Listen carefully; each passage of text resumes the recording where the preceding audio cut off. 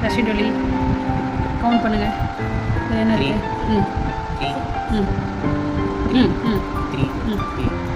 Count பண்ணுங்க அப்படியே. 3 6 9 3 6 இருக்கா? இதுல இருந்து ஒன்று எடுத்து பாப்பா.